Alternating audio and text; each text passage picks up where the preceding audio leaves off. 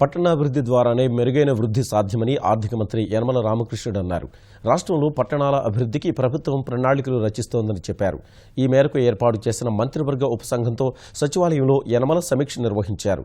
భవన నిర్మాణ రంగం, ఒప్పంద ఉద్యోగుల క్రమబద్ధీకరణపైన సమీక్షలో చర్చించారు. ఎంత అర్బన్ ప్రాంతం ఎక్కువ ఉంటే అంత సర్వీసెస్ సెక్టార్ బాగా ఇంప్రూవ్మెంట్ ఉంది. సర్వీసెస్ సెక్టార్ నుంచే రాష్ట్ర ఎకానమీ కూడా, దేశం ఎకానమీ కూడా బాగా ఎక్కువ ఇంప్రూవ్ అవడానికి అవకాశం ఉంటుంది. హౌసింగ్ వల్ల కూడా ఎక్కువగా మనకి ఈ ఎకనామిక్ యాక్టివిటీ పెరగడానికి అవకాశం ఉంటుంది.